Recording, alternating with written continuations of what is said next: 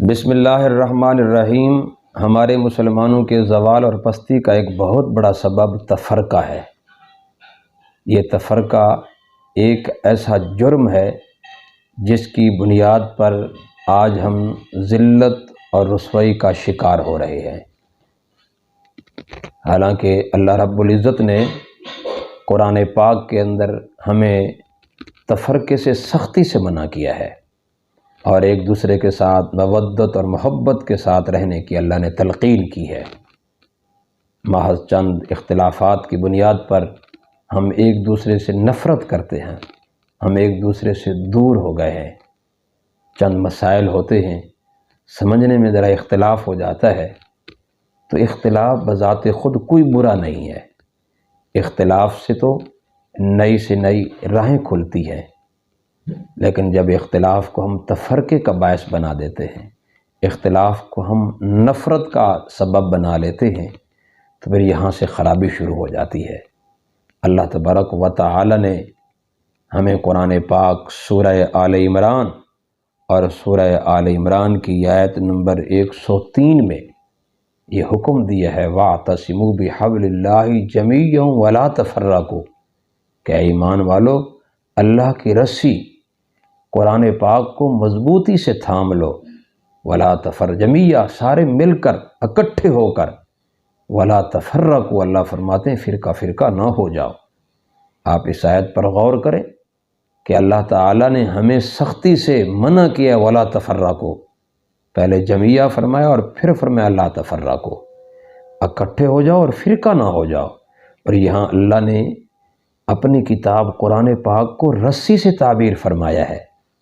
حدیث میں بھی آتا ہے، رسول اللہ صلی اللہ علیہ وسلم نے فرمایا، حضرت عبداللہ بن مسعود فرماتے ہیں، یہاں حبل اللہ سے مراد ہی یا کتاب اللہ، کہ یہ اللہ کی کتاب ہے، ممدود من السماء الی الارض، جو آسمان سے زمین تک تنی ہوئی ہے، فتمسکوا، اس سے مضبوطی کے ساتھ جڑ جاؤ، اس کو مضبوطی سے تھام لو، کبھی گمراہ نہیں ہوو گے۔ تو یہ اللہ تعالیٰ کی رسی قرآن پاک ہے۔ سوال پیدا ہوتا ہے کہ اللہ نے رسی سے کیوں تعبیر فرمایا؟ رسی کا کام جو ہوتا ہے وہ بکھری ہوئی چیزوں کو، بکھری ہوئی لکڑیوں کو اکٹھا کر کے اس رسی کے ذریعے باندھ دیا جاتا ہے اور وہ بکھرنے سے بچ جاتی ہے، وہ شرازہ ہونے سے بچ جاتی ہے۔ اللہ تعالیٰ فرماتے ہیں کہ تم بھی اگر اکٹھے ہونا چاہتے ہو تو قرآن والی رسی میں آ کر بندھ جاؤ اور اسی کو مضبوطی کے ساتھ تھام لو۔ ہمیں صحابہ کے کرام کے درمیان ہمیں اتفاق نظر آتا ہے، اتحاد نظر آتا ہے۔ اللہ نے ان کی تصویر بیان کی ہے، رحماء بینہم، کہ وہ آپس میں شیر و شکر تھے۔ حالانکہ ان میں بھی اختلاف پیدا ہوتے تھے، لیکن انہوں نے اختلاف کو نفرت کا باعث نہیں بنایا، اختلاف کو عداوت کا سبب نہیں بنایا، اختلاف کو انہوں نے ایک دوسرے سے دوری کا سبب نہیں بنایا، بلکہ اختلاف رکھنے کے باوجود ایک دوسرے کا ادب کرنے والے تھے، احترام کرنے والے تھے، ایک دوسرے کے ساتھ ہمدردی کرنے والے تھے۔ اللہ تعالیٰ نے اسی آیت میں بھی یہ بھی فرمایا ہے کہ وَاذْكُرُوا نِعْمَةَ اللَّهِ عَلَيْكُمْ، یاد کرو اللہ کی اس نعمت کو، اِذْ كُنْتُمْ أَعْدَاءً، کہ جب تم ایک وقت تھا آپس کے درمیان دشمنی تھی تمہاری، ایک دوسرے کے دشمن تھے، فَأَلَّفَ بَيْنَ قُلُوبِكُمْ، اللہ نے تمہارے دلوں کے اندر محبت پیدا کر دی، فَأَصْبَحْتُمْ بِنِعْمَتِهِ إِخْوَانًا، اور تم اللہ کی اس نعمت قرآن کی وجہ سے بھائی بھائی بن گئے۔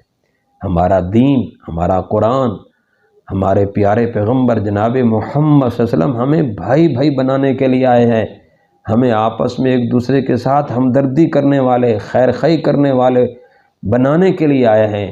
اللہ کے قرآن نے ہمیں، اللہ خود فرماتے ہیں فَأَصْبَحْتُمْ بِنِعْمَتِهِ إِخْوَانًا، کہ تم اس قرآن کی نعمت کی وجہ سے، اس دین کی نعمت کی وجہ سے بھائی بھائی بن گئے۔ آج ہمارے پاس قرآن ہے، آج ہم پیارے پیغمبر صلی اللہ علیہ وسلم کی ساتھ محبت کا دعویٰ کرتے ہیں، آج ہم کلمہ ہمارا ایک ہے، قرآن ہمارا ایک ہے، نبی ہمارا ایک ہے، اللہ ہمارا ایک وحدہ لا شریک ہے، لیکن ہمارا حال کیا ہے؟ ہماری مسجدیں الگ ہیں، ہمارے مدرسے الگ ہیں، ہمارے مکاتب فکر الگ ہیں، ہم ایک دوسرے کے پیچھے نمازیں نہیں پڑھتے، ہم ایک دوسرے کا ادب و احترام نہیں کرتے۔ تو ہمیں چاہیے کہ ہم قرآن مقدس کی اس آیت پر تو عمل کریں کہ اللہ تعالیٰ فرماتے ہیں کہ جس طرح صحابہ کرام قرآن کے آنے سے، دین کے آنے سے بھائی بھائی بن گئے، ہمیں بھی اس دین پر عمل کر کے ہم ایک دوسرے کے بھائی بھائی بن جائیں۔ اللہ تعالیٰ فرماتے ہیں وَكُنْتُمْ عَلَىٰ شَفَا حُفْرَةٍ مِّنَ النَّارِ، کہ جب تم ایک دوسرے کے دشمن تھے گویا کہ تم جہنم کے کنارے کے اوپر کھڑے تھے۔ یہ دشمنی، یہ عداوت، یوں سمجھو دنیا کی یہ جہنم ہے۔ یہ بندہ جب دوسرے سے دشمنی کرتا ہے، عداوت رکھتا ہے، بغض رکھتا ہے چند مسائل کے اندر، اب یہ کوئی تفرقہ اور یہ کوئی عداوت کی بات ہے کہ ایک بندہ رفع دین کرتا ہے اور دوسرا نہیں کرتا؟ اسی کے اوپر ہماری مسجدیں الگ ہو گئی، اسی کے اوپر ہمارے مسالک الگ ہو گئے۔ ایک آدمی آہستہ سے آمین کہتا ہے اور دوسرا بلند آواز سے کہتا ہے، اسی پر ہمارے مناظرے ہوتے ہیں، اسی پر ہم ایک دوسرے کے ساتھ تلخ کلامی کر رہے ہوتے ہیں۔ آپ جا کر دیکھیں مسجد الحرام کے اندر، مسجد نبوی کے اندر، وہاں سارے اکٹھے ہوتے ہیں، وہاں کوئی رفع دین کر رہا ہوتا ہے، کوئی نہیں کر رہا ہوتا۔ تو ان مسائل کے اندر ہمیں لڑنے کی، الجھنے کی کیا ضرورت ہے؟ ہمیں چاہیے کہ ہم ان مسائل کو بس جس حد تک اختلاف ہے اس حد تک رکھیں، اس کے ذریعے سے ہم ایک دوسرے سے نفرت نہ کریں۔ اسی طریقے سے قرآن آیات کی تفہیم میں اختلاف ہو جاتا ہے۔ ہماری بنیاد جو دین اسلام کی بنیاد ہے وہ ایک ہے، اس میں ذرا برابر بھی کوئی اختلاف نہیں ہے ہمارا۔ تو اگر قرآن مقدس کی آیات میں، اس کی تفہیم میں اگر کوئی اختلاف ہو گیا ہے تو یہ تو مفسرین کی تفسیروں میں اختلاف پایا جاتا ہے، ائمہ کے اقوال میں اختلاف پایا جاتا ہے۔ اگر ہم اس کی تنقیح کریں تو بڑے بڑے اختلاف سامنے آ جائیں گے، لیکن ہر امام دوسرے امام کی یقیناً اس کی عزت کرنے والا تھا، ایک دوسرے کا احترام سے نام لینے والے تھے، ایک دوسرے کی تکریم کرنے والے تھے۔ تو ہمیں بھی چاہیے کہ ہم ایک دوسرے کی عزت کریں، احترام کریں۔ قرآن ایک دستور ہے، ایک ضابطہ حیات اللہ پاک نے ہمیں دیا، ہم اس کے مطابق زندگی گزارنے کی کوشش کریں اور ہم اپنے آپ کو تفرقے سے بچائیں۔ اللہ تعالیٰ فرماتے ہیں جو تفرقے میں پڑ جاتے ہیں، جو عداوتوں میں پڑ جاتے ہیں، جو دشمنی میں پڑ جاتے ہیں، گویا کہ علی شفا حفرۃ من النار، جہنم کے گڑھے کے کنارے پر کھڑے تھے۔ فانقذکم منہا، اللہ نے یہ کتاب نازل کی، پیارے پیغمبر جناب محمد صلی اللہ علیہ وسلم کو مبعوث فرمایا، بھیجا اور تمہیں جہنم کے کنارے سے ہٹا کر جنت کے کنارے لگا دیا۔ کذالک یبین اللہ لکم آیاتہ، اسی طریقے سے اللہ اپنی آیات تمہارے سامنے بیان کرتے ہیں، لعلکم تہتدون، تاکہ ایمان والو، مسلمانوں، تم ہدایت پا جاؤ۔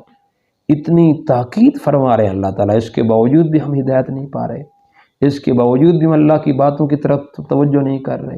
اسی طریقے سے ہم ایک دوسرے سے بغض رکھتے ہیں، عداوت رکھتے ہیں۔ کسی کی رائے سے اختلاف ضرور رکھو، آپ کو اختلاف کرنے کا پورا حق حاصل ہے، لیکن دائرے کے اندر رہ کر، اخلاق کے اندر، اور اسی طریقے سے دین اسلام کو سمجھتے ہوئے، ایک دوسرے کا ادب و احترام کرتے ہوئے ہم اختلاف رکھ سکتے ہیں۔ اللہ تعالیٰ سے دعا ہے اللہ ہم سب کو اس پر صحیح معنی عمل کی توفیق عطا فرمائے۔ وما علینا الا البلاغ المبین۔